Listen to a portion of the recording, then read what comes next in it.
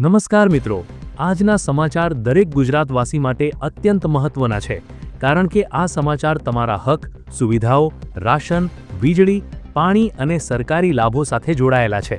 આજે કેટલાક મોટા નિર્ણયો લેવામાં આવ્યા છે. મહિલાઓ, ખેડૂતો, ગરીબો, મજૂરો અને વિદ્યાર્થીઓ માટે લેવાયેલા આ નિર્ણયોની સીધી અસર સામાન્ય જનતા પર પડશે. વિડીયોને લાઇક કરીને ચેનલને સબસ્ક્રાઇબ કરો અને કોમેન્ટમાં જણાવો કે તમે ગુજરાતના કયા જિલ્લામાંથી જોઈ રહ્યા છો. ગુજરાતમાં 1 જૂનથી વસ્તી ગણતરીનો પ્રારંભ. હાઉસ લિસ્ટિંગ કામગીરી હેઠળ પૂછવામાં આવશે 33 સવાલો. સેલ્ફ રજિસ્ટ્રેશન સુવિધા ઉપલબ્ધ. ગુજરાત સરકાર દ્વારા રાજ્યમાં વસ્તી ગણતરીની પ્રક્રિયાને લઈને સત્તાવાર જાહેરાત કરવામાં આવી છે. રાજ્યના ગેઝેટ મુજબ આગામી 1 જૂન 2026થી સમગ્ર ગુજરાતમાં વસ્તી ગણતરીના પ્રથમ તબક્કાનો પ્રારંભ થશે. આ પ્રક્રિયા અંતર્ગત 30 જૂન સુધી હાઉસ લિસ્ટિંગ ઓપરેશન ચલાવવામાં આવશે, જેમાં ગણતરીકારો દ્વારા દરેક પરિવારને 33 જેટલા નિર્ધારિત પ્રશ્નો પૂછવામાં આવશે. આ રાષ્ટ્રીય મહત્વના કાર્યમાં મકાનનો પ્રકાર, રહેણાંકની સ્થિતિ અને પરિવારની પાયાની સુવિધાઓ જેવી વિગતો એકત્રિત કરવામાં આવશે, જે ભવિષ્યની સરકારી યોજનાઓના આયોજન માટે અત્યંત નિર્ણાયક સાબિત થશે. આ વખતની વસ્તી ગણતરીમાં ટેકનોલોજીનો મહત્તમ ઉપયોગ કરવામાં આવી રહ્યો છે. નાગરિકોની સુવિધા માટે 17 મેથી 31 મે દરમિયાન સેલ્ફ એન્યુમરેશન પોર્ટલ ખુલ્લું મૂકવામાં આવશે. આ સુવિધા હેઠળ નાગરિકો ગણતરીકાર ઘરે આવે તે પહેલા જ પોતાની અને પોતાના પરિવારની વિગતો ઓનલાઈન માધ્યમથી જાતે નોંધી શકશે. જે પરિવારો આ ઓનલાઈન પ્રક્રિયા પૂર્ણ કરશે તેમણે ગણતરીકારને માત્ર પોતાનો રેફરન્સ નંબર બતાવવાનો રહેશે, જેનાથી સમય અને શક્તિની મોટી બચત થશે. વહીવટીતંત્ર દ્વારા આ પ્રક્રિયાને પારદર્શક અને સચોટ બનાવવા માટે પૂરતી તૈયારીઓ કરી લેવામાં આવી છે. વસ્તી ગણતરીની આ કામગીરી દરમિયાન નાગરિકોએ સાચી માહિતી આપવી કાયદેસર રીતે અનિવાર્ય છે. એકત્રિત કરવામાં આવેલી તમામ વિગતો ગુપ્ત રાખવામાં આવશે અને તેનો ઉપયોગ માત્ર આંકડાકીય વિશ્લેષણ માટે જ કરવામાં આવશે. રાજ્યના તમામ જિલ્લા કલેક્ટરોને આ ઝુંબેશ માટે નોડલ ઓફિસર તરીકેની જવાબદારી સોંપાઈ છે અને ગણતરી માટે ખાસ તાલીમબદ્ધ સ્ટાફ તૈનાત કરવામાં આવ્યો છે. નાગરિકોને અપીલ કરવામાં આવી છે કે તેઓ આ રાષ્ટ્રીય કાર્યમાં સહકાર આપે અને સચોટ માહિતી પૂરી પાડે. પેટ્રોલ ડીઝલના ભાવમાં તોતિંગ વધારાના સંકેત. ક્રૂડ ઓઇલ $111 પાર પહોંચતા IMFની ભારતને ગંભીર ચેતવણી. આંતરરાષ્ટ્રીય બજારમાં અમેરિકા અને ઈરાન વચ્ચે વધતા તણાવને કારણે ક્રૂડ ઓઇલના ભાવમાં ભડકો થયો છે, જેની સીધી અસર હવે ભારતીય અર્થતંત્ર પર પડવાની ભીતિ સેવાઈ રહી છે. ક્રૂડ ઓઇલની કિંમત પ્રતિ બેરલ $110 પાર કરી જતા આંતરરાષ્ટ્રીય નાણાકીય ભંડોળ એટલે કે IMF દ્વારા ભારતને સાવચેત કરવામાં આવ્યું છે. એશિયા પેસિફિક ડિરેક્ટર કૃષ્ણ નિવાસને સ્પષ્ટપણે જણાવ્યું છે કે વૈશ્વિક અસ્થિરતા વચ્ચે દેશના અર્થતંત્રને સ્થિર રાખવા માટે ભારતે વહેલા અથવા મોડા પેટ્રોલ ડીઝલના ભાવમાં વધારો કરવો જ પડશે. હાલમાં ભારતીય ક્રૂડ બાસ્કેટ $118.70ની સપાટી પર ટ્રેડ થઈ રહ્યું છે, જે ચિંતાજનક સ્તર ગણાય છે. IMFના મતે જો ભારત સરકાર સ્થાનિક બજારમાં ઈંધણના ભાવમાં સુધારો નહીં કરે તો તેની માઠી અસર દેશના નાણાકીય સંતુલન અને બજાર પર પડી શકે છે. તેલ કંપનીઓ પર વધી રહેલા આર્થિક બોજને કારણે લાંબા ગાળી સપ્લાય ચેઇન ખોરવાઈ શકે છે. જો કે આ ગંભીર ચેતવણી છતાં ભારત સરકાર હાલમાં પ્રજા પર મોંઘવારીનો બોજ ન નાખવાના નિર્ણય પર મક્કમ દેખાઈ રહી છે. સરકારી સૂત્રો મુજબ વૈશ્વિક પરિસ્થિતિ પર સતત નજર રાખવામાં આવી રહી છે અને સામાન્ય જનતાને આંચકાથી બચાવવા માટેના તમામ પ્રયાસો હાથ ધરવામાં આવી રહ્યા છે. પરંતુ બજારના વિશ્લેષકો માને છે કે જો ક્રૂડ ઓઇલના ભાવ આ જ રીતે ઊંચા સ્તરે જળવાઈ રહેશે તો સરકાર માટે લાંબો સમય ભાવ સ્થિર રાખવા મુશ્કેલ બનશે. પેટ્રોલ અને ડીઝલના ભાવ વધવાથી પરિવહન ખર્ચમાં વધારો થશે, જેની સીધી અસર શાકભાજી અને અન્ય જીવન જરૂરી ચીજવસ્તુઓના ભાવ પર પડી શકે છે.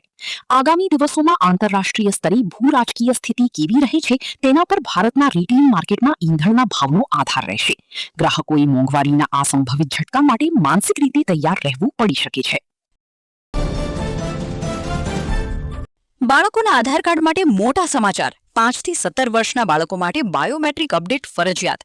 30 સપ્ટેમ્બર સુધીની મુદત. Unique identification authority of India દ્વારા બાળકોના આધાર કાર્ડને લઈને એક મહત્વપૂર્ણ માર્ગદર્શિકા જાહેર કરવામાં આવી છે. નવી અપડેટ મુજબ હવે 5 થી 17 વર્ષની વયના બાળકો માટે આધાર કાર્ડમાં બાયોમેટ્રિક વિગતો અપડેટ કરાવવી અનિવાર્ય બની ગઈ છે. આ કવાયતનો મુખ્ય ઉદ્દેશ આધાર ડેટાબેઝને વધુ સચોટ અને સુરક્ષિત બનાવવાનો છે, જેથી સરકારી યોજનાઓ અને અન્ય સેવાઓનો લાભ મેળવવામાં કોઈ અવરોધ ન આવે. બાયોમેટ્રિક અપડેટની આ પ્રક્રિયા બાળકોના શારીરિક વિકાસને ધ્યાનમાં રાખીને કરવામાં આવી રહી છે. જેમ જેમ બાળકની ઉંમર વધે છે તેમ તેમ તેની આંગળીઓના નિશાન એટલે કે ફિંગરપ્રિન્ટ્સ અને આંખોની કીકી એટલે કે આઈરિસ સ્કેનમાં કુદરતી ફેરફારો થતા હોય છે. આ ફેરફારોને આધાર ડેટામાં યોગ્ય રીતે રેકોર્ડ કરવા જરૂરી છે, જેથી બાળકની ઓળખ પ્રક્રિયામાં કોઈ ટેકનિકલ ખામી ન સર્જાય. વાલીઓએ નજીકના આધાર કેન્દ્ર પર જઈને આ પ્રક્રિયા પૂર્ણ કરવાની રહેશે, જેથી ભવિષ્યમાં શાળા પ્રવેશ કે શિષ્યવૃત્તિ જેવી બાબતોમાં મુશ્કેલી ન પડે. નાગરિકો માટે સૌથી રાહતના સમાચાર એ છે કે યુઆઈડીએઆઈ દ્વારા આ બાયોમેટ્રિક અપડેટની સેવા નિઃશુલ્ક જાહેર કરવામાં આવી છે. આગામી 30 સપ્ટેમ્બર 2026 સુધી વાલીઓ પોતાના બાળકોના આધાર કાર્ડમાં કોઈ પણ ચાર્જ ચૂકવ્યા વગર અપડેટ કરાવી શકશે. નિયત સમય મર્યાદા બાદ આ પ્રક્રિયા માટે શુલ્ક ચૂકવવો પડી શકે છે. તેથી વહીવટીતંત્ર દ્વારા વહેલી તકે આ કામગીરી પૂર્ણ કરવા અપીલ કરવામાં આવી છે. આ પગલાંથી આધાર કાર્ડની વિશ્વસનીયતા વધશે અને છેતરપિંડીના કિસ્સાઓ પર લગામ લગાવી શકાશે. બેંક કર્મચારીઓ માટે ખુશખબર. મે મહિનાથી પગારમાં થશે મોટો વધારો. મોંઘવારી ભથ્થામાં 0.70% ઉછાળો. બેન્કિંગ ક્ષેત્રમાં ફરજ બજાવતા લાખો કર્મચારીઓ માટે મેથી જુલાઈ 2026ના ત્રિમાસિક ગાળા માટે રાહતના સમાચાર આવ્યા છે. કન્ઝ્યુમર પ્રાઇસ ઇન્ડેક્સ સીપીઆઈના નવા આંકડાઓના આધારે બેંક કર્મચારીઓના મોંઘવારી ભથ્થા ડીએમાં વધારો કરવાની જાહેરાત કરવામાં આવી છે. અગાઉ 25%ના દરે મળતું મોંઘવારી ભથ્થું હવે વધીને 25.70% કરવામાં આવ્યું છે. આ 0.70%નો વધારો સીધી રીતે કર્મચારીઓના માસિક વેતન પર અસર કરશે, જેનાથી મોંઘવારીના સમયમાં કર્મચારીઓની ટેક હોમ સેલરીમાં નોંધપાત્ર વૃદ્ધિ જોવા મળશે. પગાર વધારાના આંકડાકીય વિશ્લેષણ પર નજર કરીએ તો કર્મચારીઓના હોદ્દા અને બેસિક પે મુજબ વધારાની રકમ અલગ અલગ રહેશે. ઉદાહરણ તરીકે જે કર્મચારીઓનો બેસિક પગાર 48,480 છે તેમના માસિક પગારમાં આશરે 435 રૂપિયાનો વધારો થશે. જ્યારે ઉચ્ચ સ્કેલ ધરાવતા અધિકારીઓ જેમનો બેસિક પગાર 80,560ની આસપાસ છે તેમના પગારમાં દર મહિને અંદાજે 719 રૂપિયા સુધીનો વધારો જોવા મળી શકે છે.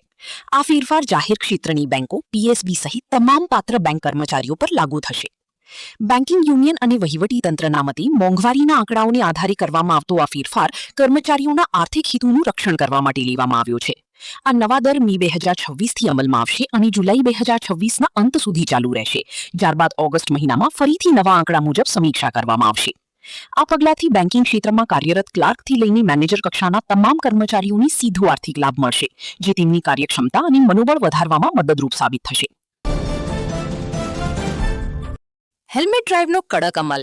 આજથી આખું મે મહિનો ગુજરાત પોલીસ એક્શન મોડમાં. હેલ્મેટ વગર નીકળ્યા તો થશે દંડાત્મક કાર્યવાહી. ગુજરાતમાં માર્ગ સુરક્ષાને મજબૂત કરવા માટે રાજ્ય સરકાર અને પોલીસ તંત્ર દ્વારા 1 થી 31 મે 2026 દરમિયાન હેલ્મેટ અમલીકરણ વિશેષ ડ્રાઈવની જાહેરાત કરવામાં આવી છે. સ્ટેટ ટ્રાફિક બ્રાન્ચની કડક સૂચના બાદ સમગ્ર રાજ્યના પોલીસ વડાઓને આદેશ અપાયો છે કે તેઓ દરરોજ આ ઝુંબેશ ચલાવે અને કરેલી કાર્યવાહીનો રિપોર્ટ દરરોજ સવારે 8 વાગ્યા સુધીમાં મુખ્ય કચેરીએ મોકલે. આ અભિયાન અંતર્ગત માત્ર હાઈવે કે મુખ્ય સર્કલો જ નહીં પરંતુ સરકારી કચેરીઓના ગેટ પર પણ હેલ્મેટનું કડક ચેકિંગ કરવામાં આવશે, જેમાં સરકારી કર્મચારીઓ અને સામાન્ય નાગરિકો એમ બંને સામે સમાન રીતે કાયદેસરની કાર્યવાહી કરાશે. પોલીસ પ્રશાસન દ્વારા સ્પષ્ટ કરવામાં આવ્યું છે કે આ ડ્રાઈવનો પ્રાથમિક હેતુ માત્ર દંડ વસૂલવાનો નથી, પરંતુ વાહન ચાલકોમાં સુરક્ષા પ્રત્યે જાગૃતિ લાવવાનો છે. આંકડાઓ મુજબ માર્ગ અકસ્માતોમાં થતા જીવલેણ મોતમાં હેલ્મેટ ન પહેરવું એક મુખ્ય કારણ છે, જેને ઘટાડવા માટે આ 1 મહિના સુધી સઘન ચેકિંગ હાથ ધરવામાં આવશે.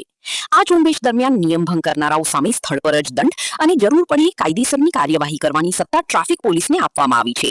ખાસ કરીને ગ્રામીણ અને શહેરી વિસ્તારોમાં એક સાથે આ ડ્રાઈવ ચલાવવામાં આવશે. વાહન ચાલકોએ સાવચેતી રાખવી અનિવાર્ય છે, કારણ કે મે મહિના દરમિયાન દરરોજ કેસ નોંધવા માટે પોલીસને સ્પષ્ટ લક્ષ્યાંક આપવામાં આવ્યા છે. પોલીસ તંત્રનું કહેવું છે કે સુરક્ષાના નિયમોનું પાલન કરવું એ નાગરિકોની પોતાની સલામતી માટે છે. 1 મેથી શરૂ થઈ રહેલી આ ઝુંબેશને પગલે હવે 2 વ્હીલર ચાલકોએ ઘરની બહાર નીકળતી વખતે હેલ્મેટ પહેરવું ફરજિયાત બનશે. અન્યથા આર્થિક દંડની સાથે કાનૂની ગૂંચવણોનો સામનો કરવો પડી શકે છે. સુરક્ષિત સફર માટે ટ્રાફિકના નિયમોનું ચુસ્તપણે પાલન કરવા વહીવટીતંત્ર દ્વારા અપીલ કરવામાં આવી છે.